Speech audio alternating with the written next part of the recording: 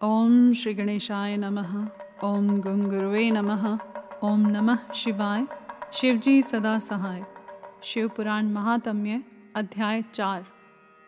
चंचला की प्रार्थना से ब्राह्मण का उसे पूरा शिव पुराण सुनाना और समयानुसार शरीर छोड़कर शिवलोक में जा चंचला का पार्वती जी की सखी एवं सुखी होना। ब्राह्मण बोले, नारी, सौभाग्य की बात है कि भगवान शंकर की कृपा से शिव पुराण की इस वैराग्य युक्त कथा को सुनकर तुम्हें समय पर चेत हो गया है। ब्राह्मण पत्नी, तुम डरो मत, भगवान शिव की शरण में जाओ। शिव की कृपा से सारा पाप तत्काल नष्ट हो जाता है। मैं तुमसे भगवान शिव की कीर्ति कथा से युक्त उस परम वस्तु का वर्णन करूंगा जिससे तुम्हें सदा सुख देने वाली उत्तम गति प्राप्त होगी। शिव की उत्तम कथा सुनने से ही तुम्हारी बुद्धि इस तरह पश्चाताप से युक्त एवं शुद्ध हो गई है। साथ ही तुम्हारे मन में विषयों के प्रति वैराग्य हो गया है। पश्चाताप ही पाप करने वाले पापियों के लिए सबसे बड़ा प्रायश्चित है। सत्पुरुषों ने सबके लिए पश्चाताप को ही समस्त पापों का शोधक बताया है।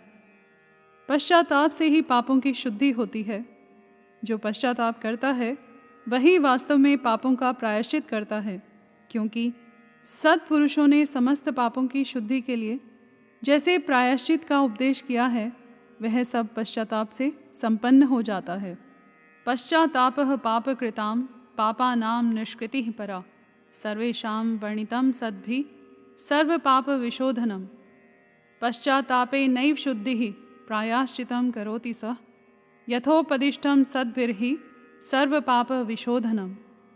जो पुरुष विधि पूर्वक प्रायश्चित करके निर्भय हो जाता है पर अपने कुकर्म के लिए पश्चाताप नहीं करता, उसे प्रायः उत्तम गति नहीं प्राप्त होती, परंतु जिसे अपने कुकृत्य पर हार्दिक पश्चाताप होता है वह अवश्य उत्तम गति का भागी होता है, इसमें संशय नहीं। इस शिव पुराण की कथा सुनने से जैसी चित्त शुद्धि होती है वैसी दूसरे उपायों से नहीं होती। जैसे दर्पण साफ करने पर निर्मल हो जाता है, उसी प्रकार इस शिव पुराण की कथा से चित्त अत्यंत शुद्ध हो जाता है, इसमें संशय नहीं है। मनुष्यों के शुद्ध चित्त में जगदम्बा पार्वती सहित भगवान शिव विराजमान रहते हैं। इससे वह विशुद्ध आत्मा पुरुष श्री सांब सदाशिव के पद को प्राप्त होता है। इस उत्तम कथा का श्रवण समस्त मनुष्यों के लिए कल्याण का बीज है। अतः यथोचित मार्ग से इसकी आराधना अथवा सेवा करनी चाहिए। यह भव बंधन रूपी रोग का नाश करने वाली है। भगवान शिव की कथा को सुनकर फिर अपने हृदय में उसका मनन एवं निधि ध्यासन करना चाहिए। इससे पूर्णतया चित्त शुद्धि हो जाती है। चित्त शुद्धि होने से महेश्वर की भक्ति अपने दोनों पुत्रों ज्ञान और वैराग्य के साथ निश्चय ही प्रकट होती है। तत्पश्चात महेश्वर के अनुग्रह से दिव्य मुक्ति प्राप्त होती है, इसमें संशय नहीं है। जो मुक्ति से वंचित है उसे पशु समझना चाहिए, क्योंकि उसका चित्त माया के बंधन में आसक्त है। वह निश्चय ही संसार बंधन से मुक्त नहीं हो पाता। ब्राह्मण पत्नी, इसलिए तुम विषयों से मन को हटा लो और भक्ति भाव से भगवान शंकर की इस परम पावन कथा को सुनो।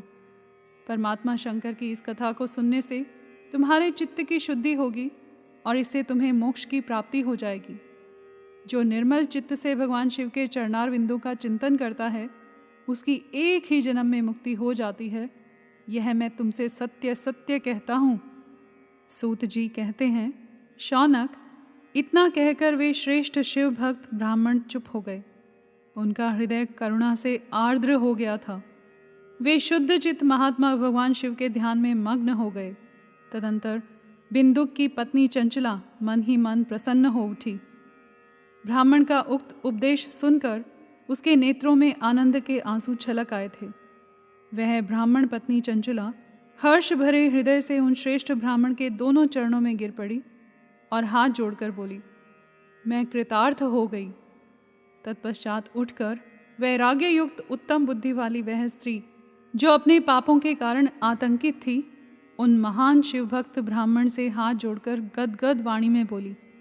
चंचला ने कहा, ब्राह्मण, शिव भक्तों में श्रेष्ठ स्वामिन, आप धन्य हैं, परमार्थदर्शी हैं और सदा परोपकार में ही लगे रहते हैं, इसलिए श्रेष्ठ साधु पुरुषों में प्रशंसा के योग्य हैं। साधो, मैं नरक के समुद्र में गिर रही हूँ, आप मेरा उद्धार कीजिए, उद्धार कीजिए। पौराणिक अर्थ तत्व से संपन्न जिस सुंदर शिवपुराण की कथा को सुनकर मेरे मन में संपूर्ण विषयों से वैराग्य उत्पन्न हो गया, उसी इस शिवपुराण को सुनने के लिए इस समय मेरे मन में बड़ी श्रद्धा हो रही है।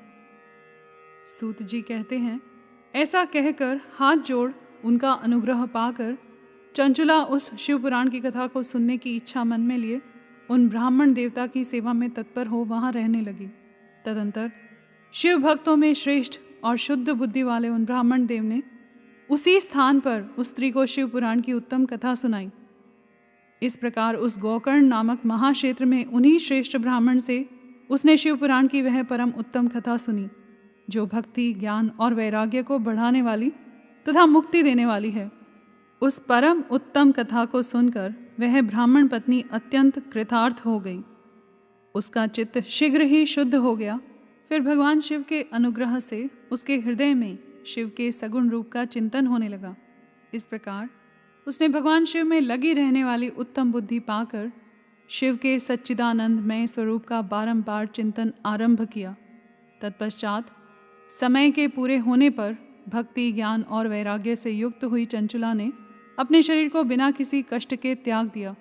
इतने में ही त्रिपुर शत्रु भगवान शिव का भेजा हुआ एक दिव्य विमान द्रुत गति से वहां पहुंचा, जो उनके अपने गणों से संयुक्त और भांति भांति के शोभा साधनों से संपन्न था। चंचुला उस विमान पर आरूढ़ हुई और भगवान शिव के श्रेष्ठ पार्षदों ने उसे तत्काल शिवपुरी में पहुंचा दिया। उसके सारे मैल धुल गए थे। वह दिव्य रूप धारिणी दिव्यांगना हो गई थी। उसके दिव्य अवयव उसकी शोभा बढ़ाते थे। मस्तक पर अर्धचंद्र का मुकुट धारण किए वह गौरांगी देवी शोभाशाली दिव्य आभूषणों से विभूषित थी। शिवपुरी में पहुंचकर उसने सनातन देवता त्रिनेत्रधारी महादेव जी को देखा।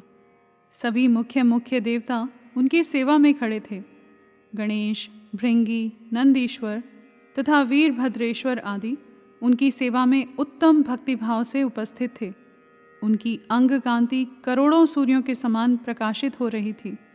कंठ में नील चिन्ह शोभा पाता था। 5 मुख और प्रत्येक मुख में 3-3 नेत्र थे। मस्तक पर अर्धचंद्राकार मुकुट शोभा देता था। उन्होंने अपने वामांग भाग में गौरी देवी को बिठा रखा था, जो विद्युत पुंज के समान प्रकाशित थी। गौरीपति महादेव जी की कांति कपूर के समान गौर थी। उनका सारा शरीर श्वेत भस्म से भासित था। शरीर पर श्वेत वस्त्र शोभा पा रहे थे। इस प्रकार परम उज्ज्वल भगवान शंकर का दर्शन करके वह ब्राह्मण पत्नी चंचुला बहुत प्रसन्न हुई। अत्यंत प्रीति युक्त होकर उसने बड़ी उतावली के साथ भगवान को बारंबार प्रणाम किया। फिर हाथ जोड़कर वह बड़े प्रेम, आनंद और संतोष से युक्त हो विनीत भाव से खड़ी हो गई। उसके नेत्रों से आनंद अश्रुओं की अविरल धारा बहने लगी तथा संपूर्ण शरीर में रोमांच हो गया। उस समय भगवती पार्वती और भगवान शंकर ने उसे बड़ी करुणा के साथ अपने पास बुलाया और सौम्य दृष्टि से उसकी ओर देखा। पार्वती जी ने तो दिव्य रूप धारिणी बिंदुक प्रिया चंचुला को प्रेम पूर्वक अपनी सखी बना लिया। वह उस परमानंद घन ज्योति स्वरूप सनातन धाम में अविचल निवास पाकर दिव्य सौख्य से संपन्न हो अक्षय सुख का अनुभव करने लगी। यहाँ पर अध्याय 4 समाप्त हुआ। कर्पूर गौरम करुणावतारम संसार सारम भुजगेंद्रहारम सदा वसंतम हृदयारविंदे भवम भवानी सहितं नमामि।